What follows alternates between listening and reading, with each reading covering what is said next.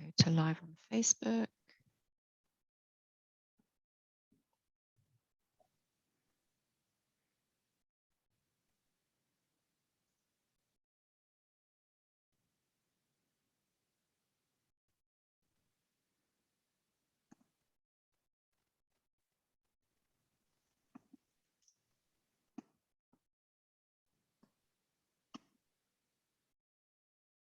Okay. All right, I'm ready to go live.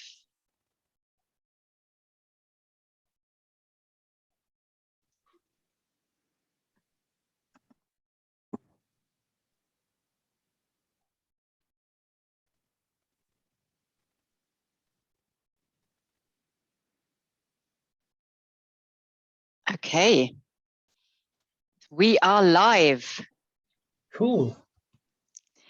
All right. Hi, everybody. And hello, Andrew. I'm so excited to have you as a guest on our Facebook Live on my group, the Pet Behavior Community. This afternoon with you, it's lunchtime. So thanks so much for joining us and for offering your time this afternoon. I know it's a weekend afternoon, and so I appreciate your time is valuable.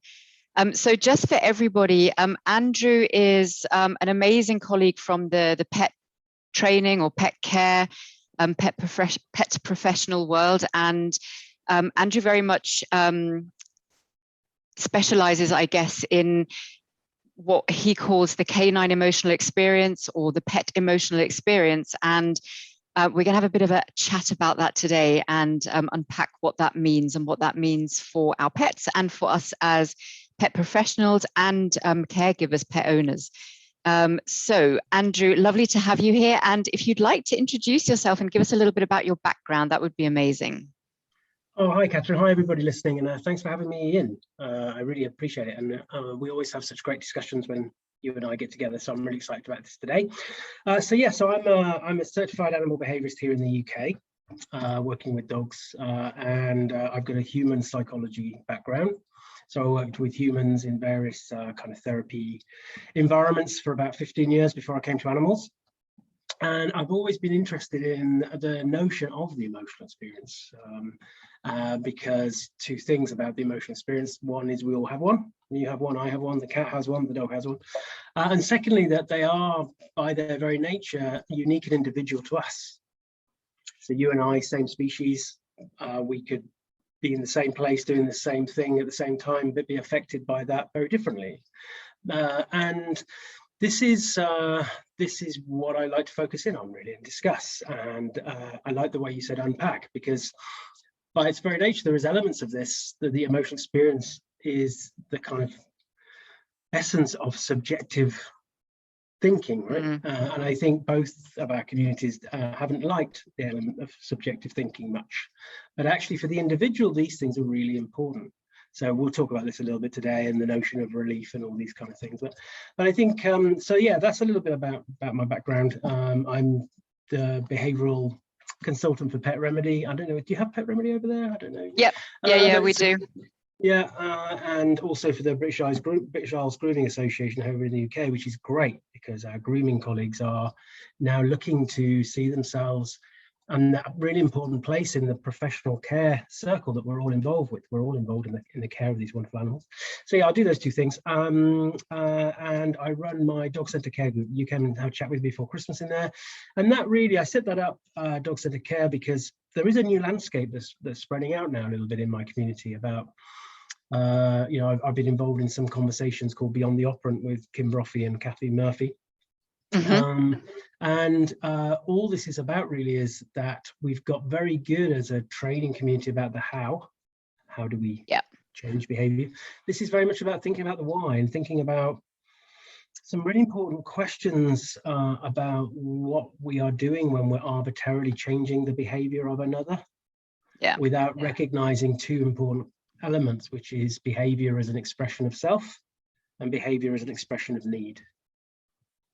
So yeah, no, that's amazing. I mean, there are so many fantastic pieces in there, and I think one of the things that you touched on, which I am also sort of very strongly a firm believer in, it is that we need to treat our patients as individuals. we can't come with a blanket approach anymore.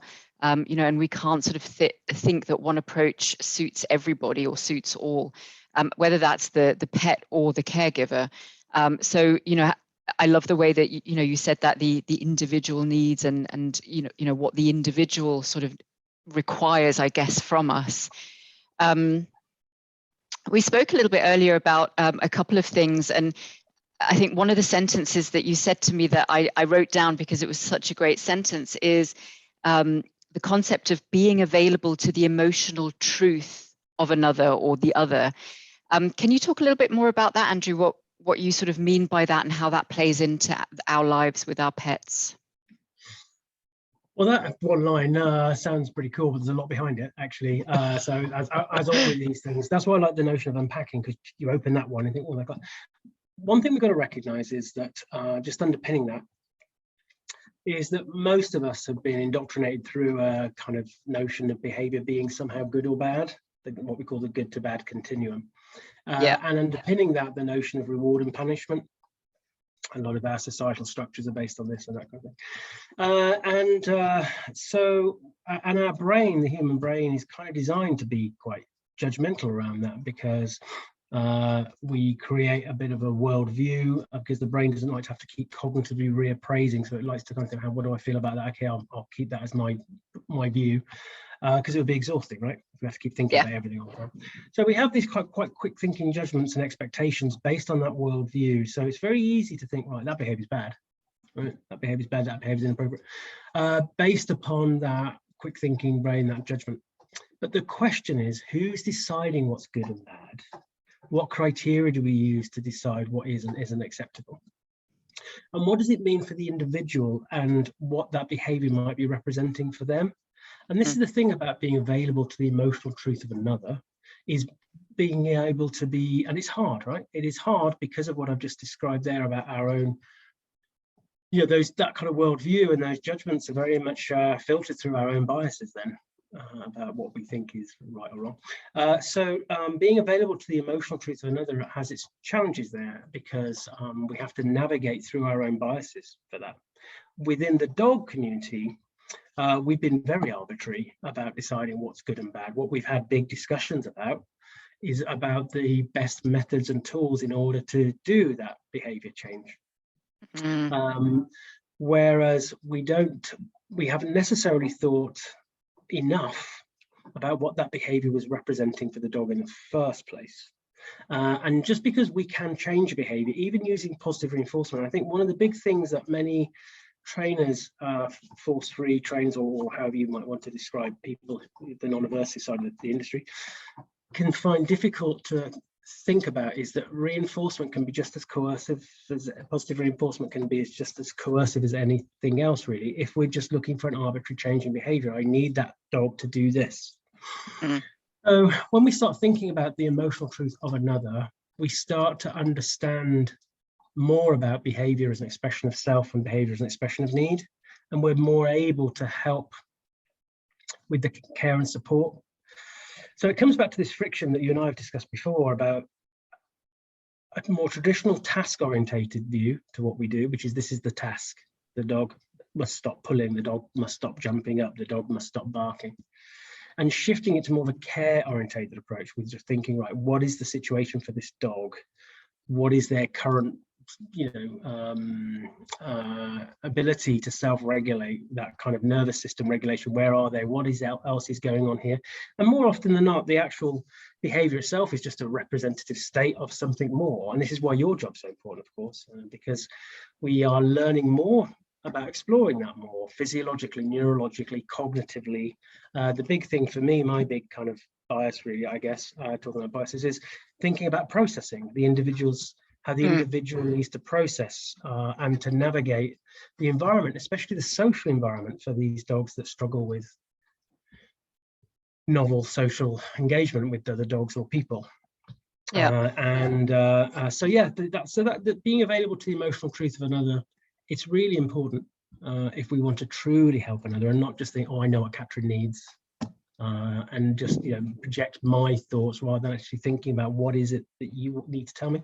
And for me, when I work with my clients, I always try and connect through the emotional experience. Because say we've all got one. That's the one thing we all have. Two things I probably know about my clients when I meet them. First of all is that they may be already in a bit of a task-oriented mindset, underpinned by the fact that maybe their view, that worldview I was talking about of dogs and dog behavior, might be 180 away from the more modern understanding of it.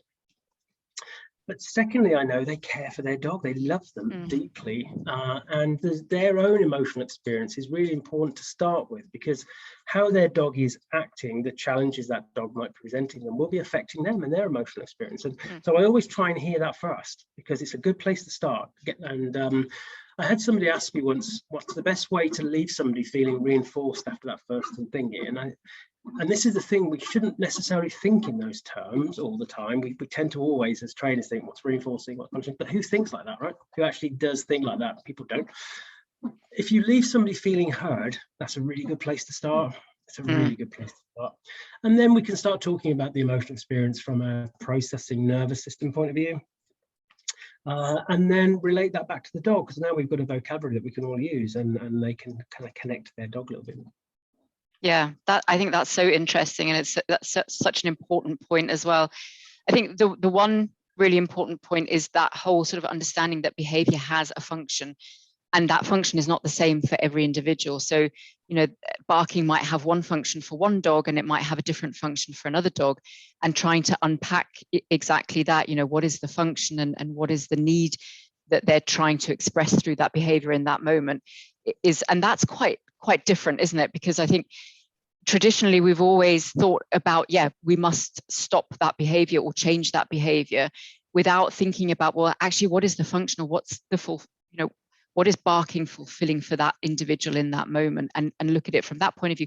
And that could be physiological things like pain, for example, or a cognitive state. You know, in cognitive dysfunction, you often get, or a symptom of cognitive dysfunction can be a dog that's barking. So trying to unpack that for each individual case is really important. And yeah, I love, you know, connecting to the caregiver through that emotional experience as a common language, as you put it, I think is a great thing as well.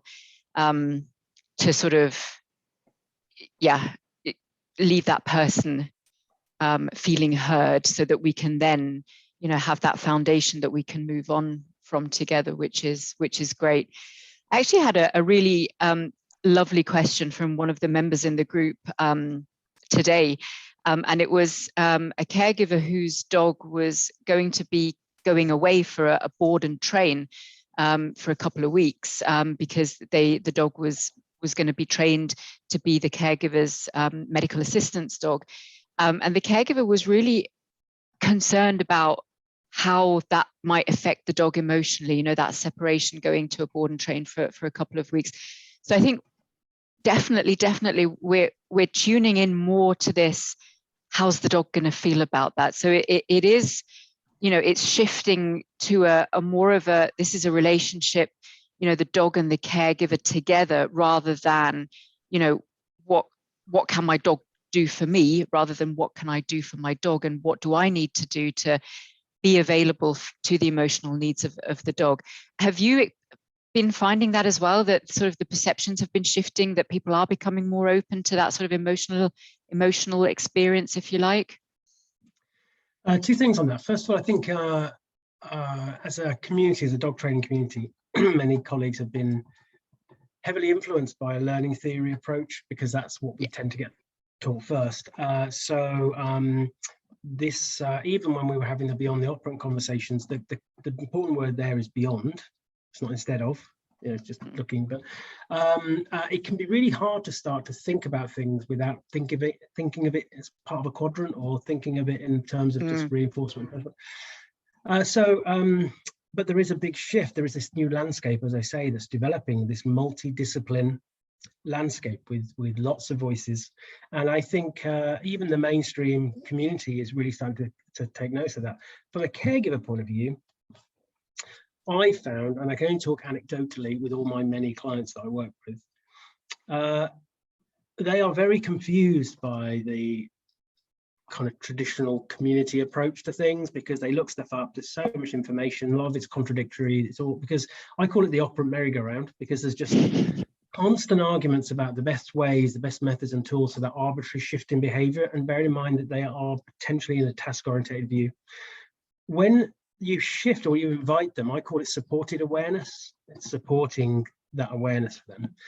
Instinctively, a lot of their instincts are already right, because they really know their dog and they get it. Yeah. And a lot of the kind of language that they might use internally for their dog, it's against what they're getting in the zeitgeist, in the kind of culture around them, especially with the prevalence still of the dominance model and all these kind of things. And they get told about what dogs need and who dogs are. Well, who are dogs? You know, it's such a broad expression, right? Whereas Rover in front of them, they're the expert on Rover. They know Rover. They know they're loving and cheeky and playful and sensitive and all these kind of things. And so actually, I think the more, from my point of view, what I keep trying to say with my opportunities is to my colleagues, the more we shift away from trying to fight these battles on methods and tools and actually educating people on their dog's emotional care and support needs, the easier it will get. Because you don't have to have big discussions about methods and tools. I keep sharing this story recently, so sorry if people have heard me recently because I keep sharing it, but it's a really good one. It's powerful even for me. I came home and spoke to my husband and I said, wow, had a really intense day today. So I had a client, quite a blokey bloke, a very traditional view of dogs. And when his dog used to bark at the dogs, he'd hit him with the end of the lead on the bum. When we started working through this emotional experience, so when I had my first Zoom session with him, because I always start with a Zoom chat so I can hear his story, and I let him share all this stuff. This is the point. We have to give people time to share their story without jumping in and correcting them about their language. You've got to listen to what they've got to say. And he was open and he shared all these things with me. When we started working, he turned to me and he said, Andy, I realized when I was hitting my dog that it wasn't because I was punishing him. It was because I was angry and embarrassed.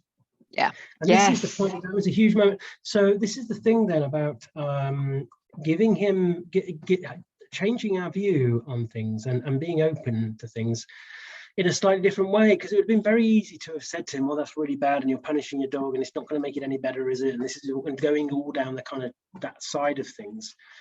When we think about reinforcement and punishment, a lot of, especially on the more aversive side of the community, they will often say, look, you know, these things happen in nature all the time. You know, the mom dog will tell the dog off and all that kind of stuff. There is a difference, huge difference between experiencing something through experimental learning and having it done to you. So if I was to touch the hot stove, I think, wow, I probably wouldn't do that again because that was punishing, right? And I wouldn't do that again, which is different to somebody burning my hand because they were trying to get me not to do something. Right. So there's two things there. One, what was I trying to do? What was I, as an expression of self or expression of need? And two, what have I actually learned there? Have I learned, oh, I better not do that again? Probably. But what have I learned about them and my relationship and how I feel, all these kind of things. So we have to move away from that and just recognize that there's always that big friction between structured learning, which we still have a heavy bias towards in our community because of the notion of dog training, going to classes and that kind of thing. And I'm not saying we shouldn't go to those things, but we have to recognize a lot of the stuff that we teach dogs probably, or possibly, I would say, has little internal value to them. Yeah. Whereas so Molly, who's our young dog, she's 8-9 months now, we've done very little structured education with her. We've tried to set things up so that she can teach us first. I want to learn from her, how do you need to process, especially the social environment? How do you need to move? Orientation is so important, as we know. How do you need to move? Slowing things right down so she has a chance to process the environment and allow, Kathy Murphy, Dr. Kathy Murphy, the full title, she's our neuroscience buddy. We could always do with Kathy in the room. I always say that because she's so awesome. It's true. She talks so much about Mother Nature giving these wonderful animals the right neurological equipment at the right time to go through that experimental learning and make sense of things. Yeah. And actually, some of the things we ask dogs to do in a structured way could, theory here, hypothesizing, be stopping the dog from learning some of those important things that help them to self-regulate when they're older. We know that young social mammals kind of are designed to dysregulate anyway, because it's difficult, because of which parts of the brain are kind of active at that point or not. But so this is what this new landscape's about, Katrin. It's not just thinking about the notion of somehow an obedient dog is the dog that can do as they're told. Some of the schemes that we have, and again, it's not a blanket saying I don't like them. I think it's just, everything I say is just a question mark that we need to start asking. So a lot of the kind of good citizen schemes, good dog schemes, this kind of thing, it's that arbitrary nature that I find a little bit difficult, because many of the dogs I work with, the fact that dog could just be in that village hall without having a meltdown is a huge win for that dog. But then, because they can't necessarily tick the boxes on the clipboard, they're somehow not a good dog or not a good citizen. And I think, but we can have exactly the same discussions if we were thinking about the structured educational system that we have for children, right? How many kids, many people will experience forms of trauma actually through education, because their square peg is constantly being pushed into the conformist round hole. It's a philosophical discussion, I know, but it's an important one, I think. Yeah, it is. And that takes us back to the individual experience again, doesn't it? You know, the good citizen scheme thing, what happens if and you will in that good citizen scheme, you'll have dogs of different ages, stages, learning stages of brain development, physiological health states, pain, no pain. And how can we expect all of those dogs in that group to fulfill, the same items on a checklist with sort of equal success, and therefore deem them to be a good dog or a good citizen? If you think about it logically, it just doesn't really make sense. If you think about it from all of those differences that we can have. And again, I agree, that's not to say that some of these things aren't useful. They are, but perhaps they are more useful for some individuals than they are for others. And I think certainly it's my job to find out which of those individuals that are perhaps more vulnerable and not, maybe not the most appropriate to be sort of, trying to put a square peg in a round hole, that sort of thing. But there are a couple of other things that I absolutely love that you just said. One of them is, I have so many clients that come to me, that when we start to unpack things, all of a sudden they say to me, yeah, I didn't think that felt right somehow. It didn't really feel right, the thing that I was told, but I did it because I was told. And, that person in that moment was the sort of the person of authority and, with the experience and the qualifications and all that sort of thing. But however, they instinctively knew that maybe wasn't the right thing for their dog.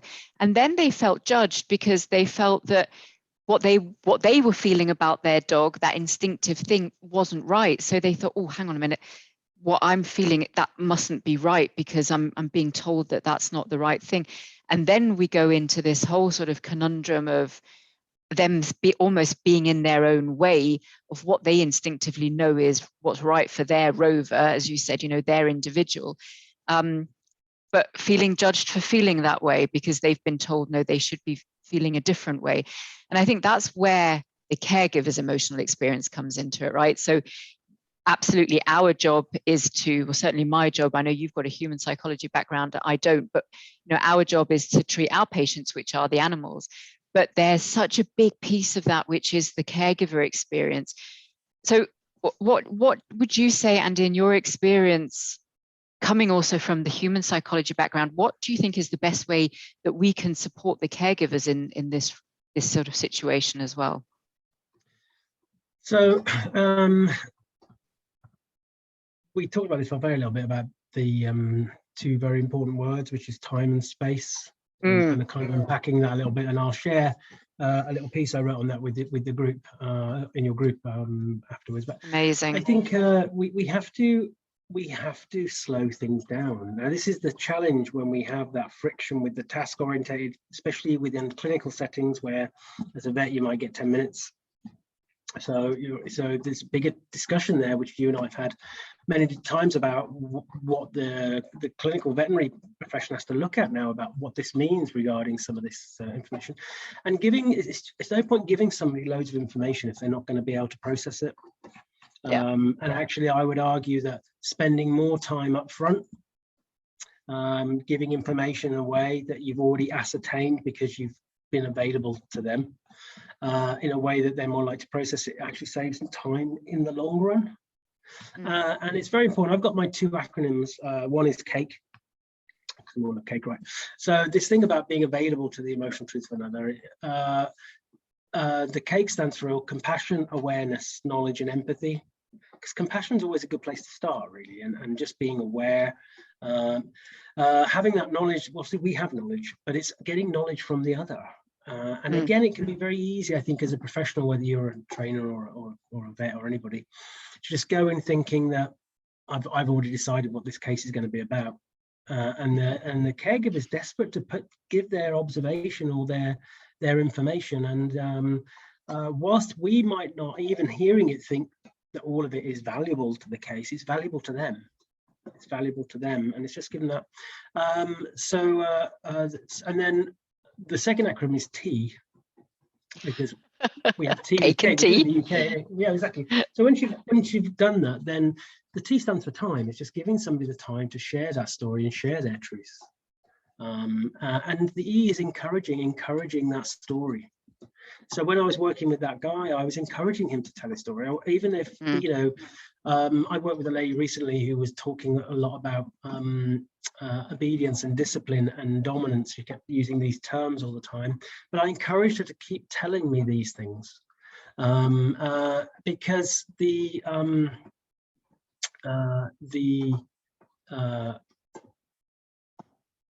when we actually boiled it down together, what she was saying, and she said this to me, she said, what I mean by all that is I want to keep my dog safe. And I'm like, yeah, we can all, exactly, I get it now. You know, that's why you feel in your head, when I ask Rover to do this, I need them to do it because I need them to feel safe. So it's very easy to push back against people's words and things without giving them a chance. So that's the encouragement. And then the A is acknowledging, like, I hear you, I hear that. And also being candid then and saying, well, I hear that, but actually I think Rover's ability to do that or to be able to do this, that's not where we're at right now. But I hear you and your needs. And I think, so all these things, and it doesn't, it just takes practice, I think. And it just means taking a breath ourselves. And you must find it in your profession, I do in mine. As I say, it's very, you know, people use certain words or they have a certain approach.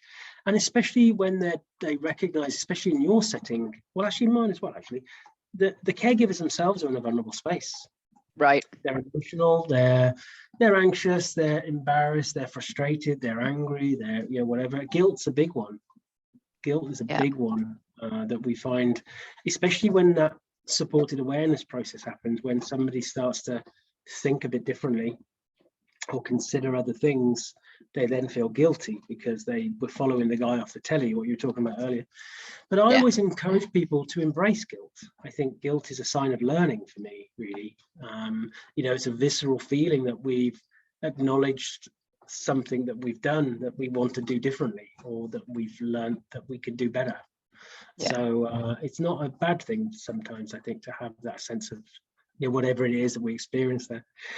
But yeah, so I think, you know, trying to be available to the emotional truth of another, having compassion for another, starting off at that point, doesn't mean that you condone them, doesn't mean that you support them in that sense. It's just being available to it, to hear it. And it's also okay on a more wider level to not be available to the truth of another. Sometimes we can't, and there could be many reasons for that. You know, I've experienced forms of trauma in my past, and there are certain things that I know I've learned through my own therapy I find triggering, and I just can't be available to certain things. So these things are important as a bigger picture. The most important thing about being available to somebody else's emotional needs is recognizing that we can be available to them but not be responsible for them. Yes. Oh my God, that's so true. Absolutely true. And you know, I think the sort of the empathy piece, I think, is such a big one. To be honest with you, a lot of times now when I'm doing my consultations, I kind of skip over, you know, some of the words that you know, the caregivers talk about, obedience and dominance and, you know, the alpha and all that sort of thing. because I think these are sometimes words that people think they should be using. They maybe don't even know exactly what they mean, but they think if they're sort of, if they're telling me that they're trying to be the alpha and they're trying to be the dominant one, I'm going to think, great, well done. So they're trying to sort of show to me that they're trying to do their best. And then actually, when we start unpacking things, it's oftentimes very similar to you, Andy, in terms of yes, sometimes there is guilt involved. And I actually always find that people that kind of go, oh my God, really? Have I been doing that? Oh no, I'm so sorry, Rover. They're the ones that make the biggest breakthroughs and where things change the quickest. So when I see a caregiver going through that piece, I think amazing, because I know that we're probably on the brink of making some really big changes in this animal's life. Yeah, holding the space, I think, and by very gently and non-judgmentally kind of chatting people through and asking them. And I've also moved away a lot from that.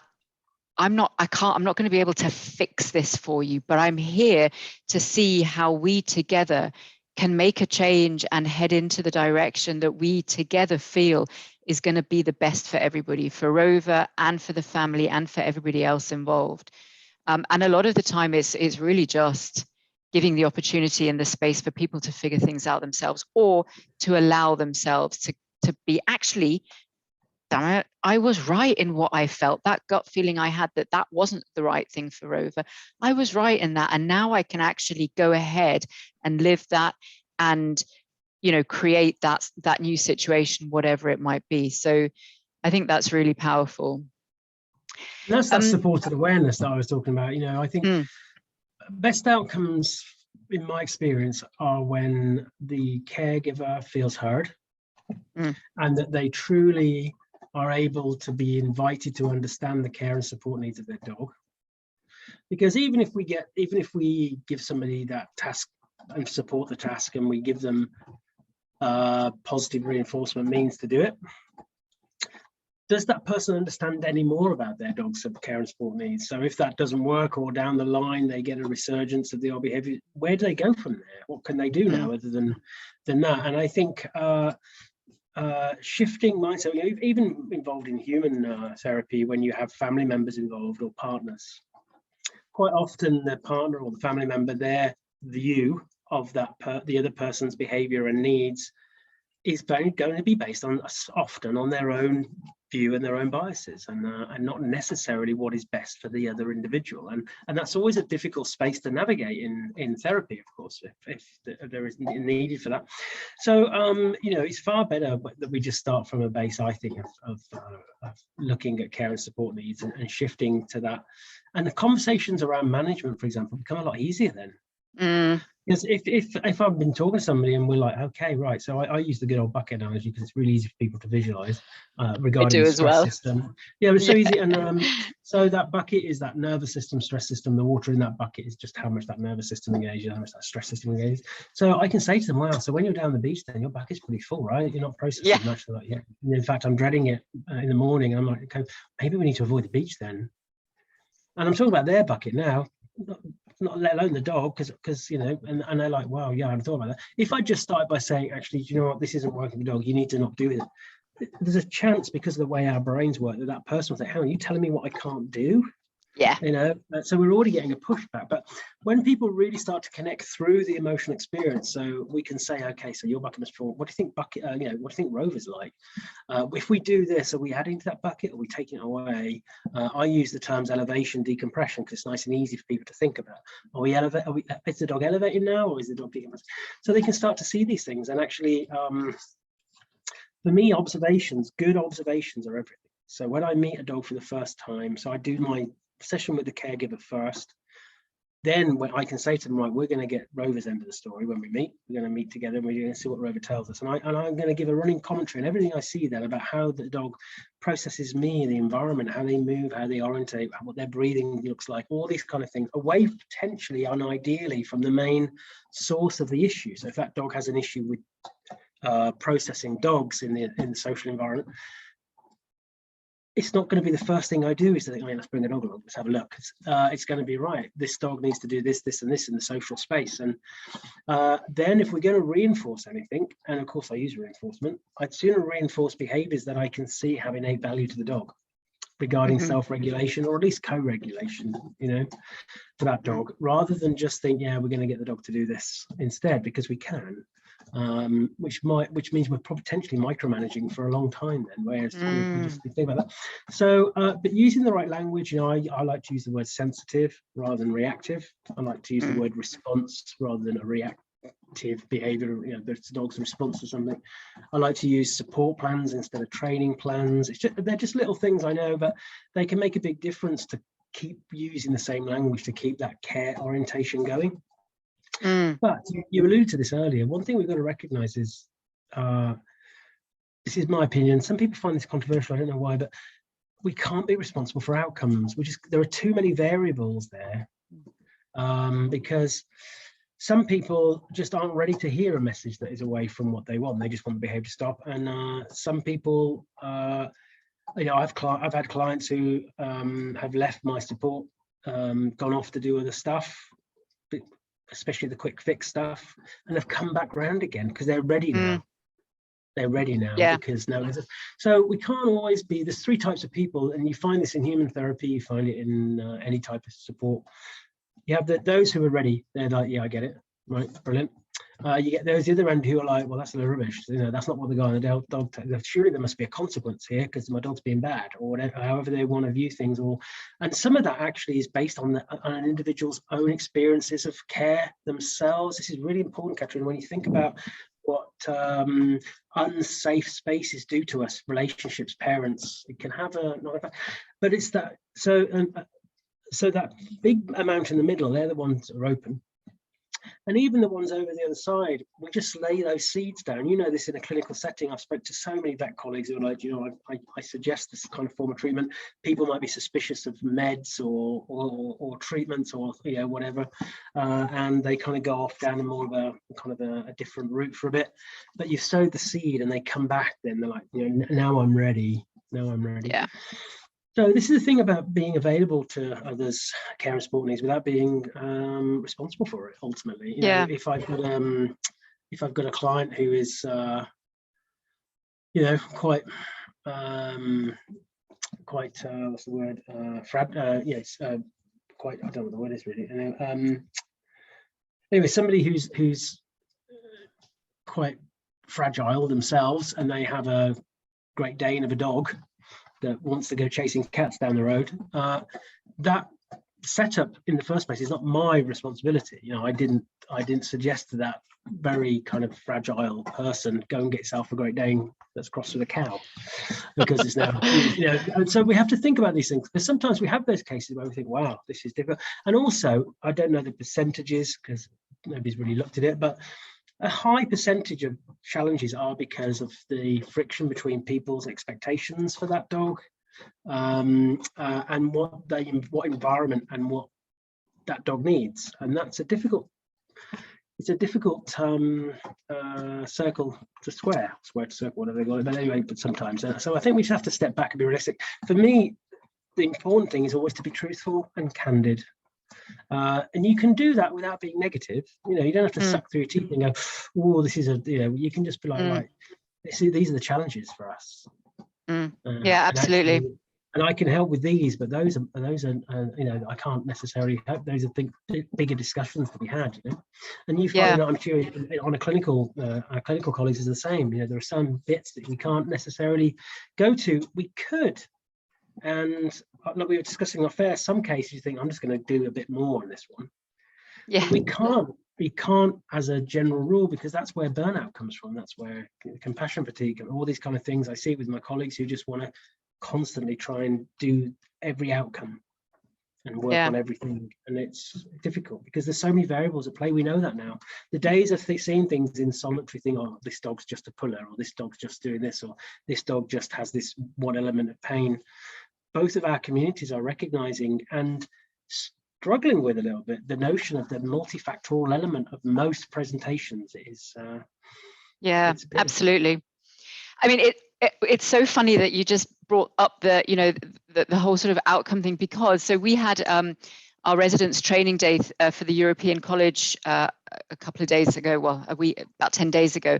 And there was a huge discussion amongst the diplomats and the residents about, should we be giving prognoses? Can we give a prognosis? Which, you know, as a clinician, as a vet, you know, we're always, or that's something that's part of our sort of our plan is that we always provide a prognosis to the client.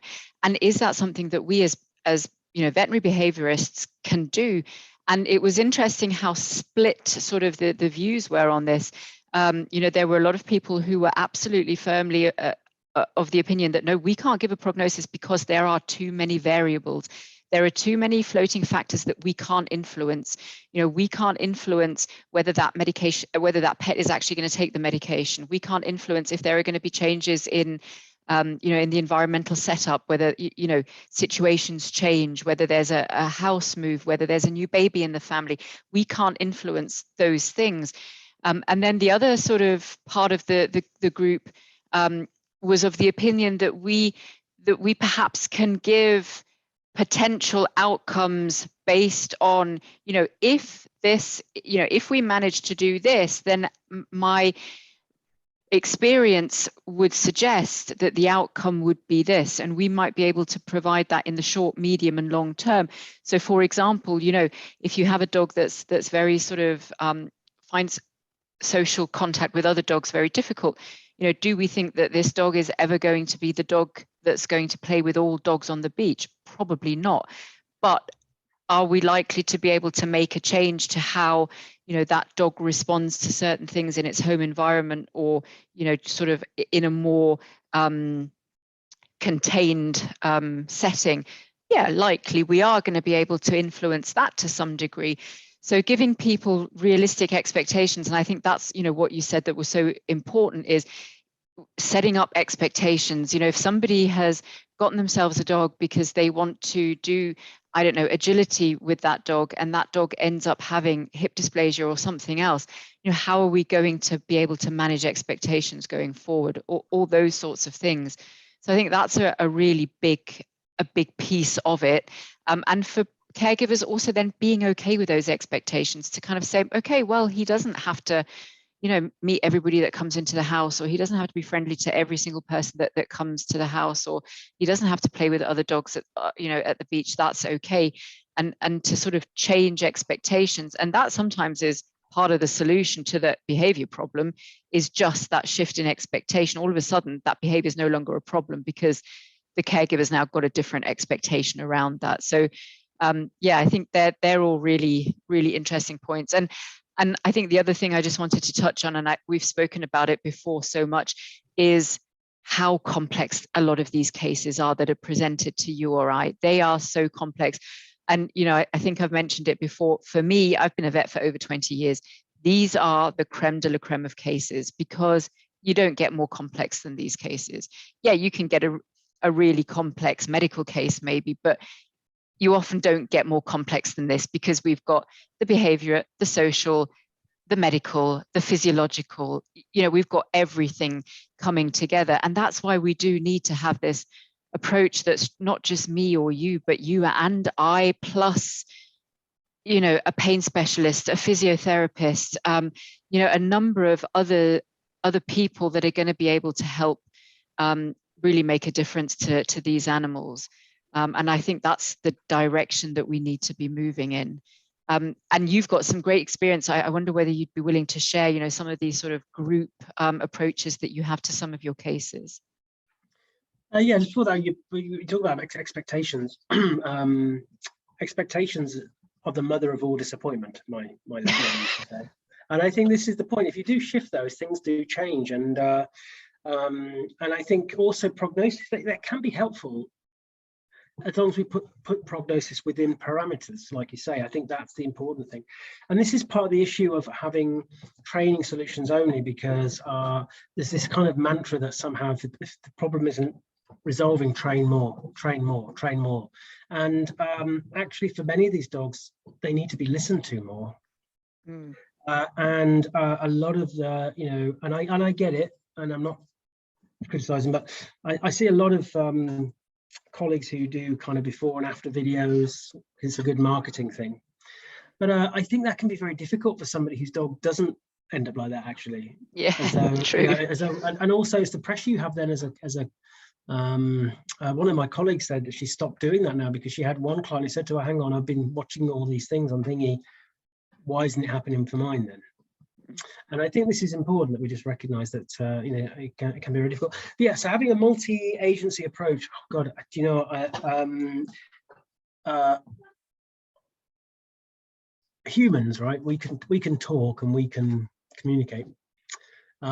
Even in human therapy, complex, you can't always, you know, get to the bottom of things, and the person can talk to you, right? Because we're really rubbish at communicating emotional needs. That's part of the problem for us. Animals, actually, if we give them the space and time, they can tell us quite a bit.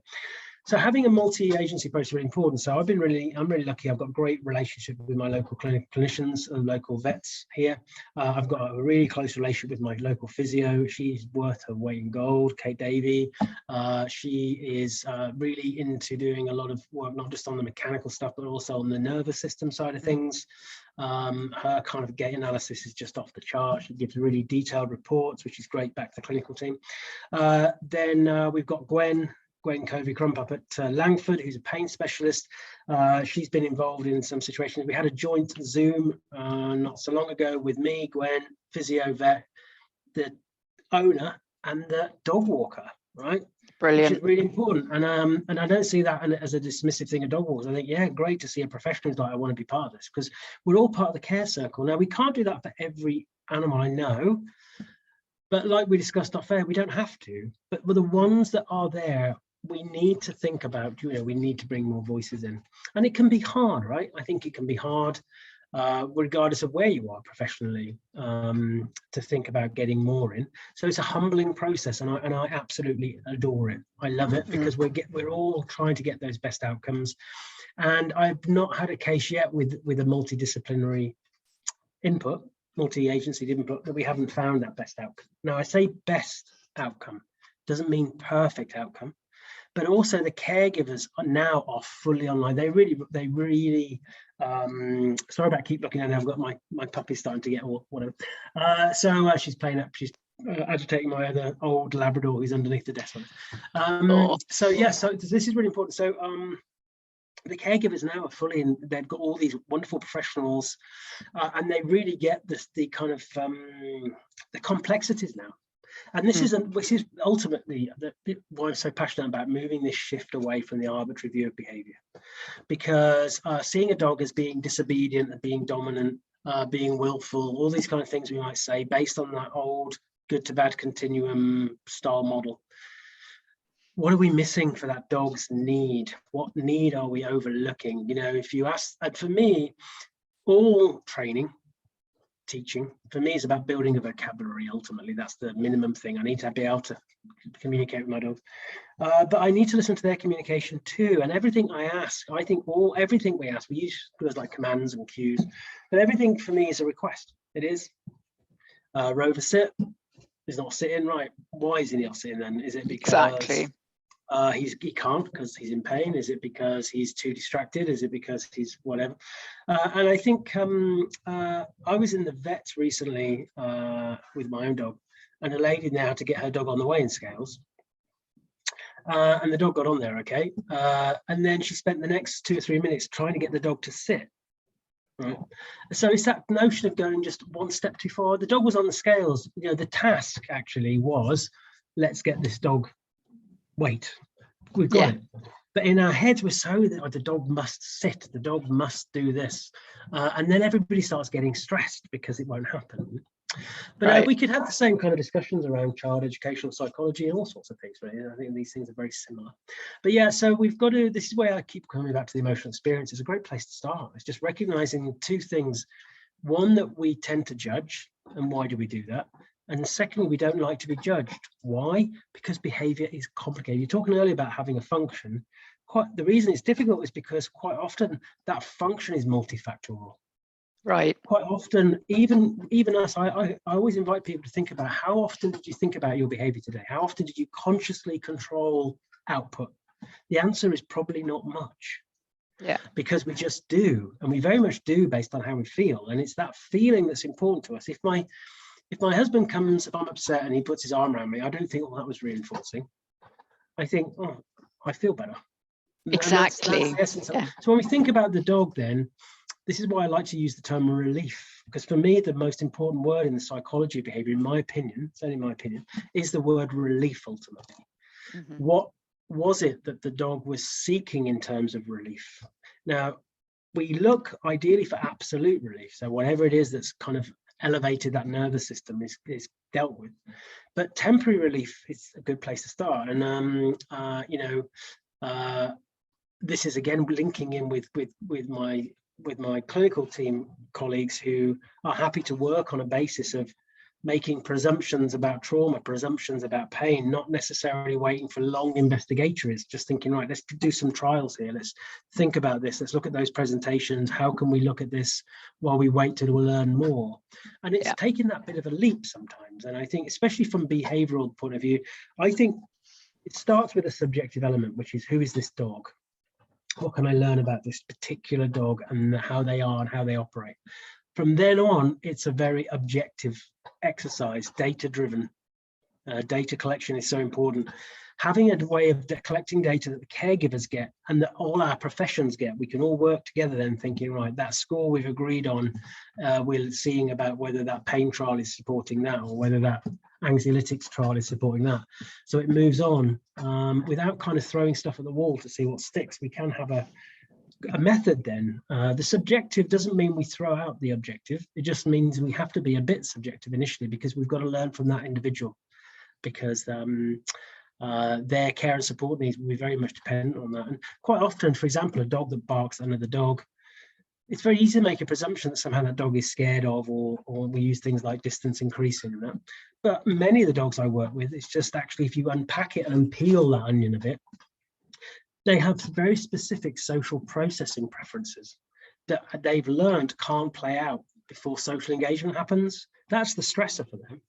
If we learn that from them and break it down enough and think, right, actually, you need to do this, this, and this as part of that social threat evaluation, and then you can feel safe and you can engage, then that's what we need to focus in on. That's their lived experience regarding that social space. So these things are important, looking at these things. And a lot of the stuff we do in dog training that we see works. I'm talking the good stuff, not the negative stuff. Actually, I propose works for different reasons than we necessarily think. Yeah. Which is, the dog learns that when it sees a dog, cheese is coming, great. Or is it the dog learns that actually when they look away to get the cheese, they can have that breather to be able to process the next time they look? Question mark. I think there's a lot to talk about when we start thinking about things. Laura Donaldson, Professor Laura Donaldson, to give her a title, we're doing a kind of a webinar together on re-envisaging. I'm going to try and get my teeth into that one. Reactivity, because Laura's big side of things is looking at social cognition and looking at cognitive reappraisal and slow thinking and all that side of stuff. It's great. I think pain and behavior is the big thing at the moment, rightly so. I think the next thing is going to be social cognition, social processing. That's going to be our next place to go into and think more of and look at the neurology there and the function of some of that. Yeah, going to be yeah, I'm signed up for that, by the way, so I can't wait for that. Yeah, I cannot wait for that. I love Laura Donaldson's way of thinking about things, and I totally agree with you. I mean, to be honest with you, I think, yes, pain and behavior, but I think it goes a step further than pain. I think physiology, full stop, and behavior, is what we haven't got it yet. We're on the way, but I think that we miss a lot of things. And I absolutely 100% agree with you that it probably, yes, it's that relief from the thing, that physiological relief that's probably most reinforcing rather than the bit of cheese, because I don't think that the bit of cheese is that reinforcing. Right. I'm glad you said that, because this is awesome. And we're going to talk about this in my workshop, my Unpacking the Emotional Experience workshops. I'm going to be hopefully running quite regularly. So first two sold out already, which is great. Is this notion of when I work with a dog, for example, that isn't they find it difficult to use food or toys or anything else. Actually, it doesn't faze me, because I think, well, I use food, of course I do, and I can be helpful. But actually, if we can learn enough about that dog's physiology to see where they're at, to think about that dog's kind of general mood state, which is a thing we don't tend to talk about enough, and to think about how that dog processes and what is intrinsically important for that dog in order to feel safe. Then we can start exposing that dog, maybe exposing is not the right word anyway, but having that dog the opportunity to be able to process things in a way that makes sense to them and have a chance at self-regulation. Yeah. And you're absolutely right, that notion of thinking, actually, do you know what, that felt a bit like this, but I was able to do that. That is in itself self-reinforcing. That's the point. And it's more powerful, way more powerful, because it's that experimental learning that they've allowed to play out in a safe way, so they can build up that ability to be able to regulate that nervous system through those difficult events. Yeah. Laura's the kind of I feel like I'm the warm-up actor really for our double chat, but Laura's got some amazing things to share in the re-envisioning. I can never say it anyway. I'm gonna have to practice it. Reactivity. We can perhaps put the link into your group because she's got some great things to talk about regarding habituation to behaviours and all these kind of things that we've just got to step back and think about more. And for me, especially for dogs who respond in this way in the social space, some of the things we do can work if we're just looking at the behavioral output, but are we doing anything? Have we diffused the bomb that is triggering those responses, or have we just made the fuse longer? And it's a quick question we need to ask. And if it is the case that we made the fuse longer, then that's fine. Like I said earlier, it's about being truthful. It's just being that this is what's happening. It's not your dog's okay now. It's just the dog tolerates more now. It's just making sure we frame things in a more truthful way. You know? And that in itself can be successful. Having a longer fuse is absolutely successful. That is, one of the outcomes that I look for is, are we making a change to frequency, duration, and intensity of, a behavior that's perhaps not serving the dog and or the caregiver at its best? And if I can make that fuse a little bit longer so that we then maybe have a chance to build in some of these coping strategies and coping mechanisms, then that's absolutely fine by me. I think one of the other things that I'm talking a lot more about recently is the notion of behavioral first aid, applying some relief, or supplying, I should say, some relief in certain situations. And, I've come across this a lot recently.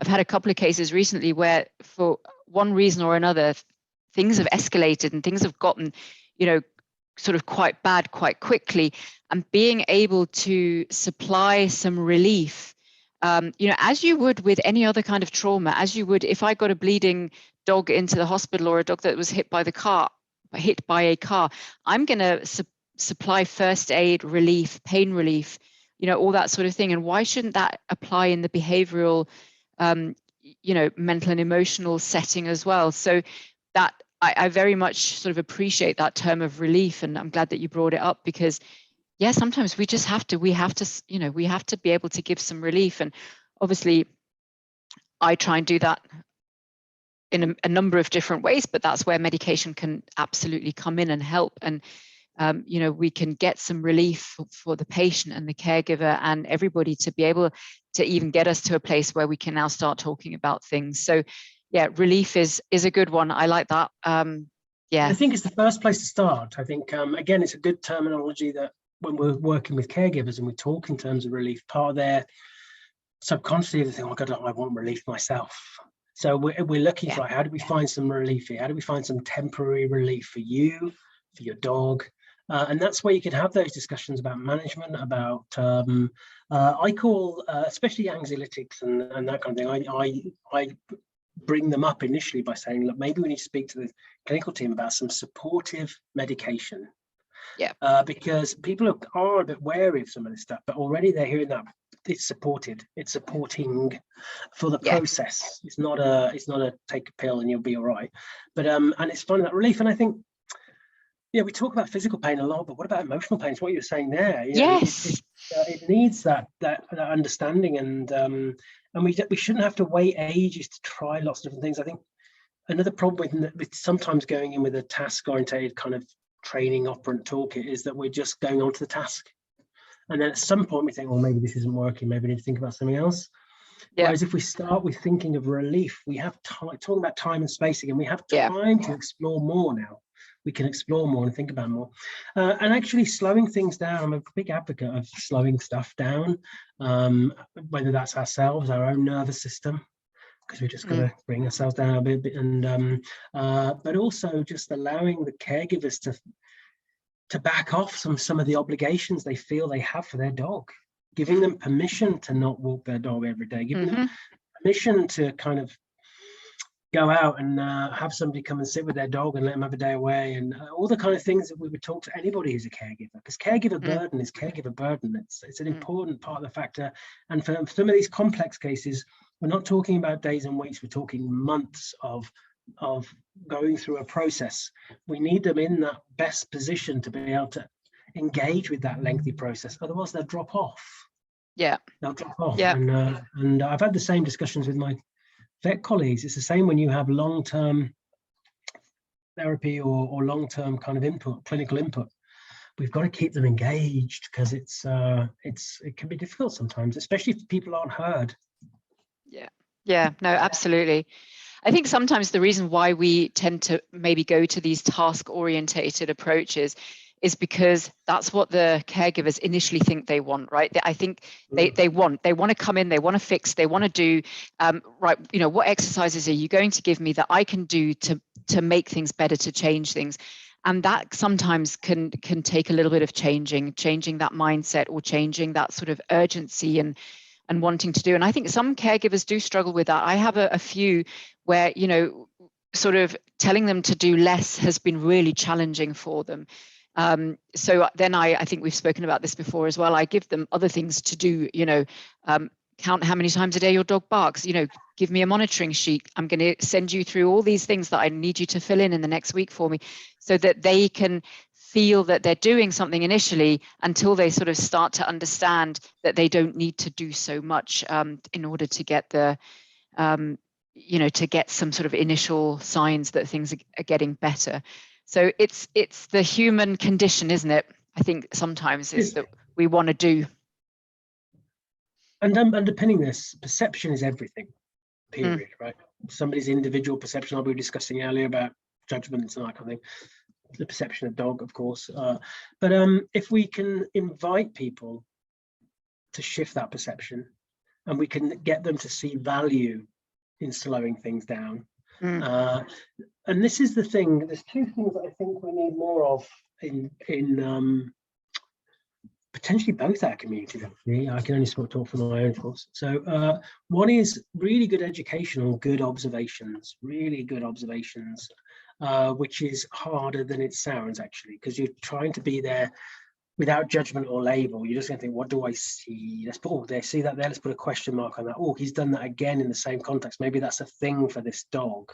Because there are some things that we can say many dogs will do in certain circumstances, but it's the little things that give you that dog's truth. And the second thing is more educational communication skills. Really good communication skills about, you know, my husband's an end-of-life nurse, and obviously there's difficult conversations that have to be had within a hospice setting, and they put a huge amount of emphasis in communication skills about how we can put things over in a way that people can see value to it, that they can digest it, that they can process it. And a lot of this comes back to that thing about being really available to the other person first, and just taking a moment, which can be hard when we're whizzing through. You know, I did some behavioural clinics before COVID. I don't do them at the moment. At a couple of local behavioural vet practices, and I had the luxury of 20 minutes. And I'd only maybe 5 or 6 in my stint there, and I've got a big history form to look at beforehand because I send them a history. Many clinicians, many vets, they have 10 minutes with a dog, And some of the really complicated stuff, especially the behavioral stuff, is kind of at the end, right? So the dogs come in for something, whatever, like their jab or whatever, and then, oh, by the way. Yeah. So that's where we have to learn to just take a breath. But I think this is where we can really rely a lot on our veterinary nurses. There's a lot of veterinary nurses who are interested in behavior now and interested in different things, who have a bit more time to, once that person has maybe had a diagnosis from the vet, or has had some information, to spend 20 minutes with the vet nurse after to have a chance to think about it, and just for them to ask those questions. But communication is everything for us, to really get, and it gets easier the more you do it, the more you learn how to communicate tricky things and invite. I like that word, invite people to shift their perception. We can't tell people, you must, but we can. And some people are like, oh yeah, well, I must. Other people are like, well, I didn't even hear what you said, or like, who are you to tell me, whatever. But if we invite people, and that means it's a two-way thing. Yeah, absolutely. No, that's a perfect place to finish up. Can you believe it's been an hour? I can never believe how quickly time flies when we're chatting. But that is such a valuable place to finish. And just on that note, talking about observation and communication, I have so for everybody listening, I have a free workshop coming up this Monday, the 7th at 7 p.m. UAE time. That is 3 p.m. UK time. And it's all about, how we can read what our dogs are potentially trying to communicate, which is going to give us a really good foundation for understanding sort of the initial phases of that emotional experience, getting the initial understanding of the emotional experience. So I hope that many people will be able to join me. I think I've got 125 people signed up already, so which is great. So I'm hoping most of those people can make it. I hope we don't have more than 100, because I think I've only got 100 Zoom places, but that would be a really good, hopefully will be a great workshop, and I'm looking forward to that. But it just underpins the importance of communication in all directions. I think, from us to caregivers, from, dogs to caregivers, caregivers to dogs, and vice versa, all of the sort of variations of that. So thank you so much for your time tonight. It's been amazing. We've had some really great feedback on the Facebook group. I've just actually been jumping in there a couple of times. Emily says she loves the cake analogy, and she says, Andrew, you speak so well on these subjects. Such a brilliant concept, and she loves the interviews, and she says you're amazing, Andrew. Thank you so much. So some nice feedback on the chat. And then if you've got anything else that you'd like to add, so we've obviously mentioned the re-envisaging reactivity workshop, if you want to drop the link in for that. But I think you've got also some great emotional experience workshops coming up, so please feel free to drop the link in the group for that as well.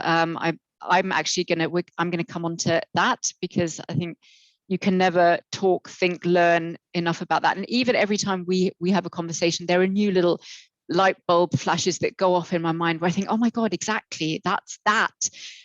So, I think you can never talk enough about these topics, I think. So over to you, if you've got anything else you'd like to mention. Well, the Dog Centre Care Group, I've tried to create a safe space there. We do a lot of things. And then we've got the Dog Centre Care YouTube channel, where all the Facebook Lives that I've had, including yourself, on a wide variety of topics, from trauma to non-verbal communication, street dogs in India, all sorts of things. And I've tried to curate those conversations to keep offering threads into different aspects of this.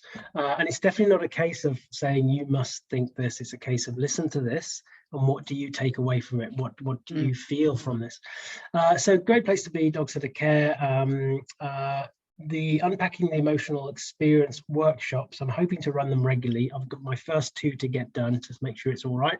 But I will pop that in, because the thing about that is I'm deliberately making them small in number, so that it can be quite an immersive experience. Everybody in the room, the virtual room, can discuss these things, and we'll be going through the psychology of judgments and expectations, the kind of zeitgeist regarding the normal view of behavior, challenging some of the perceived wisdoms, even around reinforcement, looking at what this means from a kind of a care perspective, because and that will even as a human being, with our relationships with others, these things are important.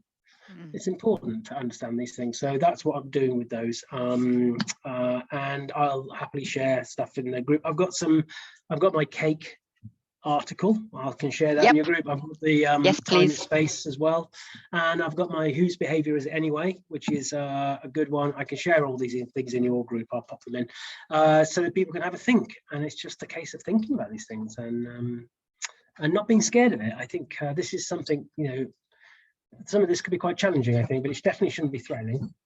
Yeah, absolutely. And I think we've just got to keep communicating about it as well. You know, as we were speaking about communication, the more we can talk about it and the more we can think about it and the more we can, you know, as a community of all different types of people, think about things. Everybody's got something to bring to the table for sure. And it's just so important that we keep these lines of communication open so that we can really, you know, start to help some of these individuals that are struggling perhaps in a social environment, which, you know, is at the end of the day what we're all here for. That's, you know, that's our why. And I think I've used this statistic, which is completely plucked out of the air, but many of my colleagues agree that for every 10 dogs we see, using the kind of more traditional arbitrary view of things and just go through the normal kind of protocols, maybe 7 or 8 dogs seem to do okay. 2 or 3 dogs we seem to really struggle with. So these conversations are really for those 2 to 3 dogs out of 10, because there is something we're missing. And more widely, I take quite a philosophical view to behaviour, and I'm happy to deal in the subjective and the abstract. I know many aren't. I am, and that just involves asking the questions, of which many I don't have the answers to. That's the point. I'm happy to say that this is not a lecture style approach of listen to this. It's a case of let's think about it. Let's think more. And if we start with ourselves, the only emotional experience I can really validate, I'd be responsible for, is my own. But I think about my own behavior, and I think about why I do stuff, and the things that I know why I do it, and the things I don't know why I do it, and the complexities of mood and feelings and emotions and environment and social environment, all the things on me as an individual. We can all look at ourselves and think, actually, yeah, do you know what? It's quite complicated. And actually, if I struggle to communicate verbally with another, I would really want them to pick up on my little nuances myself to offer me the best support and care for me. And this is what I speak to my husband. He was a dementia nurse for his end of life nurse, and it's really humbling hearing how he's done that in the past with people who are non-verbal, to try and not just do the task of giving them personal care, to actually think about how they want it and what order and how they can cope with it. And it's important. Anyway, thanks so much for having me today. I really appreciate seeing you. It's always good to have a chat. Yeah, absolutely. My absolute pleasure. And I'm going to try and stop the Facebook live recording now. So thank you to everybody that's listened in. You will be able to watch the video back, obviously, in the group. And I've recorded it, so it's going to be on the our YouTube channel, which I will put also in underneath the video in the chat. And yeah, I hope everybody's found this really useful, and thank you for joining us, and we will see you again soon. Bye.